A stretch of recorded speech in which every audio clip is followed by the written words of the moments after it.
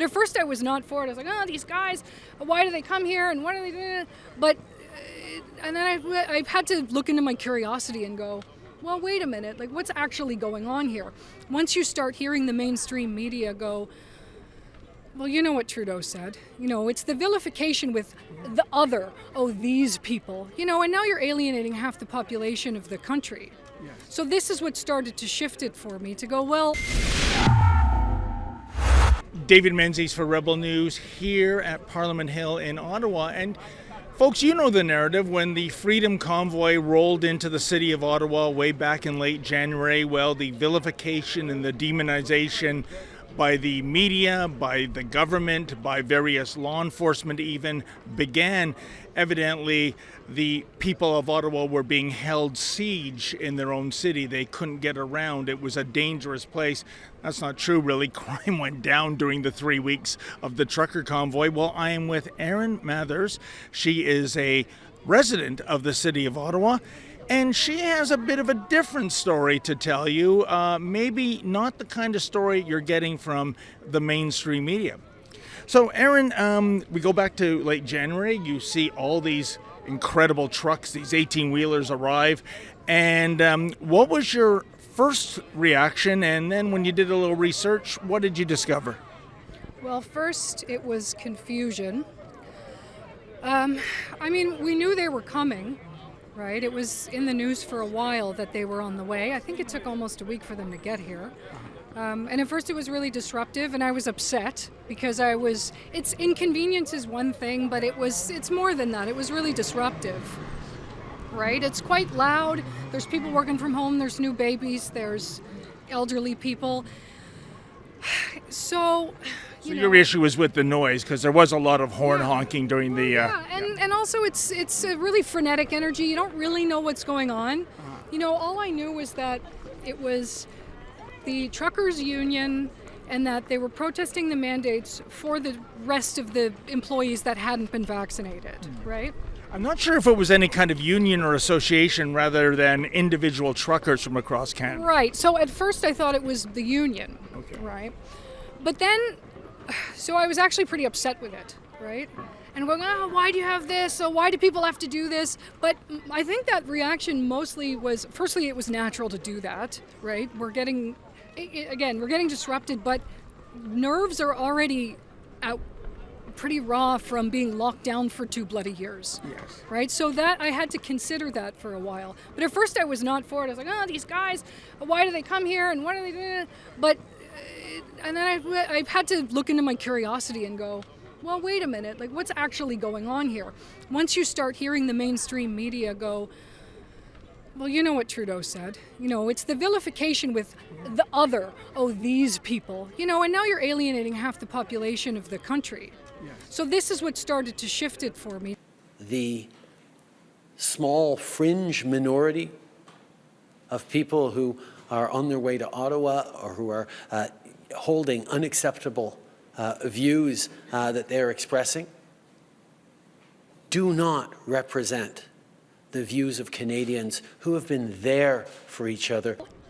If the narrative from top down is going, these people are the bad people, then this is a problem. So clearly, what was being reported was not reality. Why was this falsehood being reported in the first place, Erin?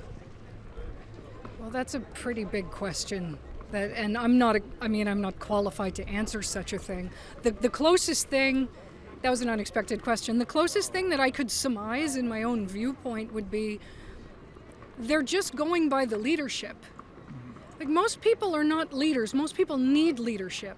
So that's why it's so important that we have good leadership who isn't going to dehumanize people so easily. We already do that. It's bad habits to say, well, these people are good, these people are bad, or they're just this, or they're just, you throw a label on it, right? I know you're wondering about what you saw in our capital city this weekend.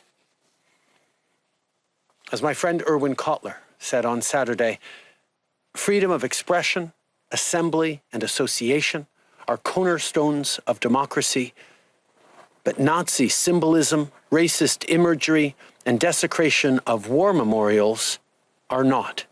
It is an insult to memory and truth. You mentioned off camera, when you did research, you found the opposite was true. They were victims. These were people that were losing their jobs, their livelihoods, their homes because of all these COVID mandates.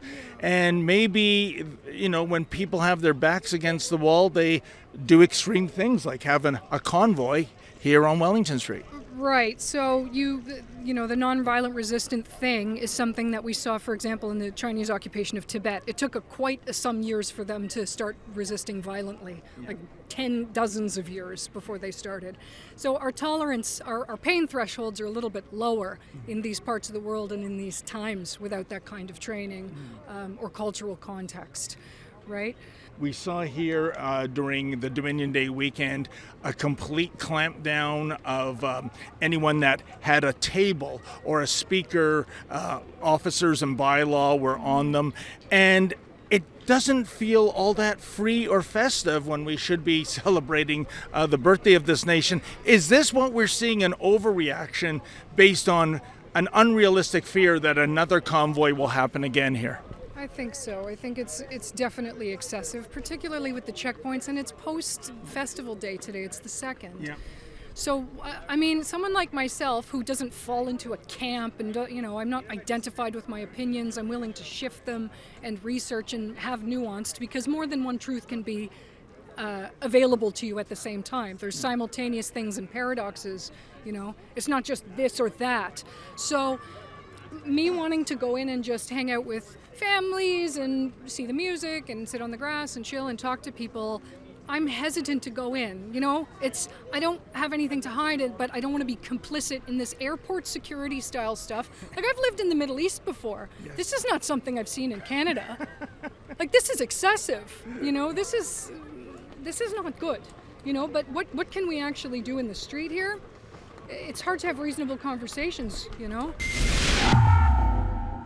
And folks, I'm going to reach out to you and make a plea. If you can go to ottawareports.ca, that's ottawareports.ca, that's where we'll archive all our footage. But it does cost money for this entire Rebel team to come here, but we think it's necessary. You're never going to see the reportage of that outrage that just happened to Maurizio and I from the likes of the CBC and CTV and Global. So if you can kick in $1 or $3, I would greatly appreciate that, so we can continue to bring you the other side of the story.